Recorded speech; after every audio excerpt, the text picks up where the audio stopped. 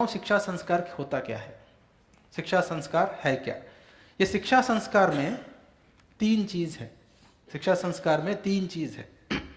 पहला चरण उसका फर्स्ट स्टेज, पहला चरण है अनुसरण, अनुसरण। दूसरा चरण है अनुकरण।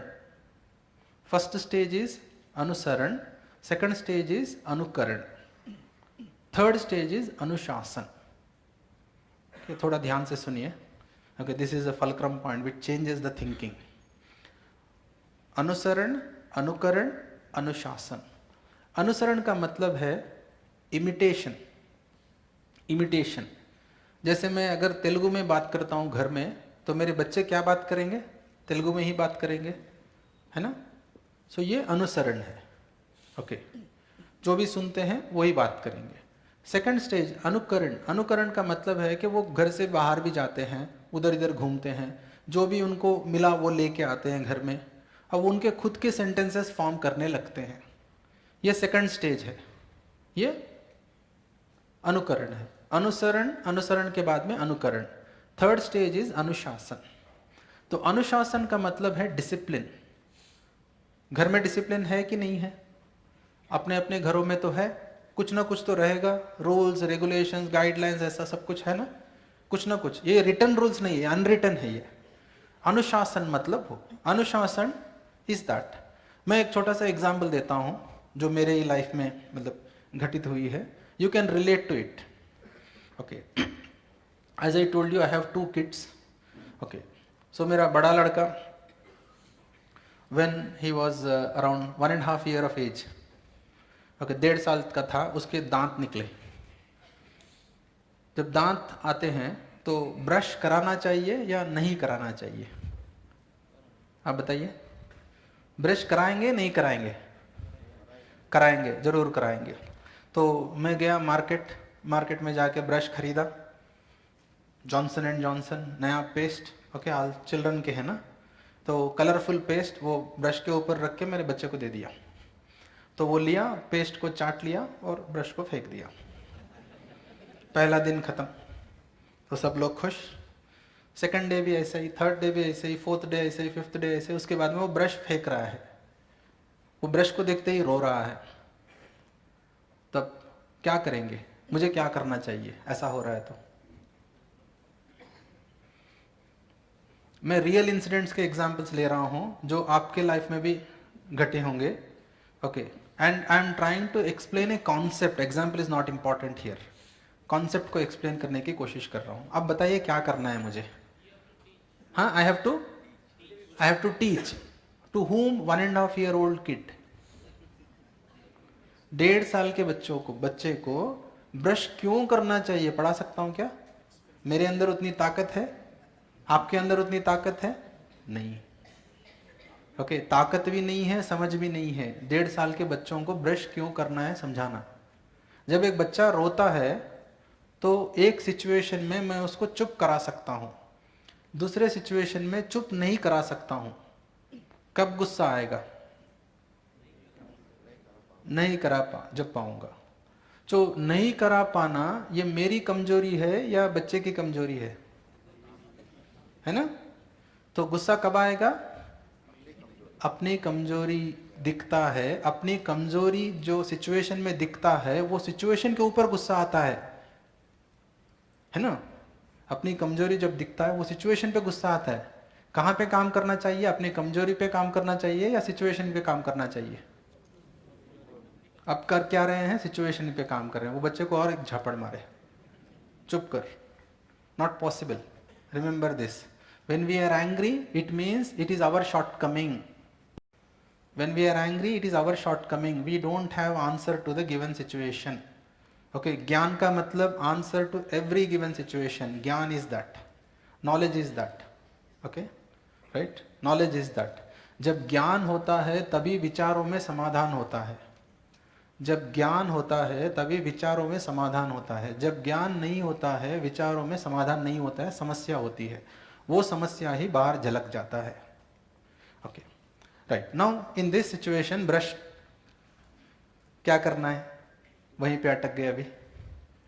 तो इस सिचुएशन में क्या करते हैं कि कुछ ट्रिक लगा देते हैं, कुछ तरकीब लगा देते हैं। वहाँ पे क्या करते हैं, उसको चॉकलेट देते हैं या बिस्किट देते हैं या कुछ देते हैं, कुछ खिलौना देते हैं या झापड़ मारते हैं, कुछ भी करते हैं, प्रैक्टिस कराते हैं ब्रश करने का।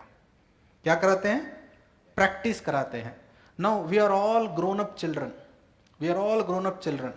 आप बताइए हर रोज ब्रश कर रहे हैं या नहीं कर रहे हैं? ये गंभीर क्वेश्चन नहीं है, सिंपल क्वेश्चन है ये। हर रोज ब्रश कर रहे हैं ना?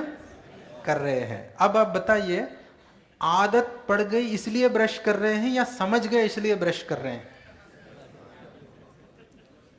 क्यों, किस लिए कर रहे हैं? समझ गए इसलिए कर रहे हैं। ओके, जब समझते हैं तो आदत टिक जाती है, जब समझते हैं तो आदत टिक जाती है, जब नहीं समझते हैं तो आदत छूट जाती है।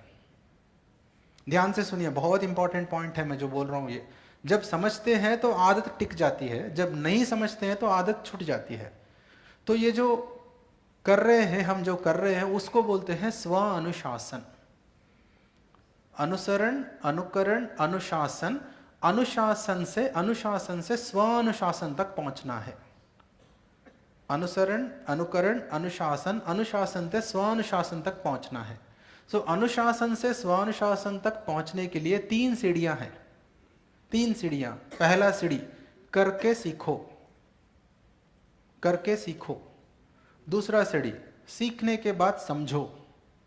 तीसरा सीढ़ी समझ के करो। करके सीखो, सीख के समझो, समझ के करो। ओके, जब समझ के करते हैं तो कोई तकलीफ नहीं होता है, जब नहीं समझ के करते हैं तो तकलीफ होता है। जब नहीं समझ के करने जाते हैं नहीं करना मन करता है, जब नहीं करना मन करता है तो दूसरा दबाव डालता है अपने ऊपर, करो करो। Attendance is that, attendance is अनुशासन।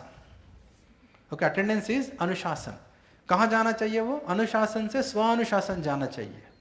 कहाँ जाना चाहिए? अटेंडेंस, अनुशासन से स्व अनुशासन जाना चाहिए। अटेंडेंस क्यों? कक्षा में आए, कक्षा में एक बार आने के बाद who should attract? Student. Subject and teacher should attract student और attendance should make him fear, him और हर फियर, है ना? सो अनुशासन से स्वानुशासन तक। अभी प्रॉब्लम ये है कि इसमें 3 सीढ़ियां बताया ना, सेकंड सीढ़ी मिसिंग है अपने एजुकेशन में। विच सीढ़ी इज मिसिंग? सेकंड सीढ़ी। कौन सी सीढ़ी है वो? सीखने के बाद समझना।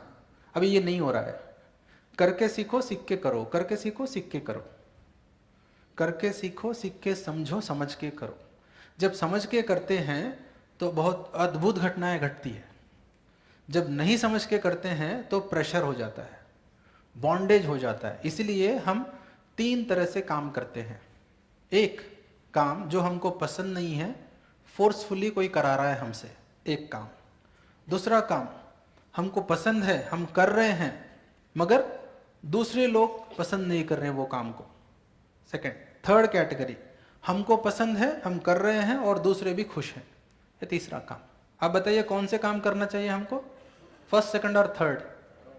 अब क्या कर रहे हैं? फर्स्ट वन ज्यादा कर रहे हैं, सेकंड वन कुछ कर रहे हैं, थर्ड में बहुत बहुत कम है काम। इसीलिए we are dissatisfied with whatever it happening around us. Okay, so all our journey or work is in the boundaries between attraction of reward or fear of punishment. किस लिए काम कर रहे हैं? ये दोनों बाउंड्रीज के बीच में काम कर रहे हैं, अट्रैक्शन ऑफ रिवॉर्ड और फियर ऑफ पनिशमेंट। कैसे काम करना चाहिए? फ्रीडम के साथ काम करना चाहिए। फ्रीडम का मतलब क्या है? फ्रीडम का मतलब ये है कि deciding what to do and doing it. Freedom का मतलब ये है, फ्रीडम का मतलब deciding what to do and doing it. Deciding what to do in a given conditions. Deciding what to do in given conditions. Okay, ये हर कोई बोल सकता है कि मेरे को ये सब दे दीजिए मैं काम करूंगा, ऐसा नहीं। जिस हालत में आप है उस हालत में क्या कर सकते हैं उसको ढूंढिए बिना कंप्लेंट के। अदरवाइज क्या होगा? मेरी कुर्सी टेढ़ी है, मेरा ये टेढ़ा है, वो टेढ़ा है, पेंसिल की नोक टूट जा रही है, ये सब कंडीशंस आ जाएंगे बीच में। अभी जिस हालत में आप है उस हालत में आप कुछ कर सकते हैं क्या, वो सोचिए।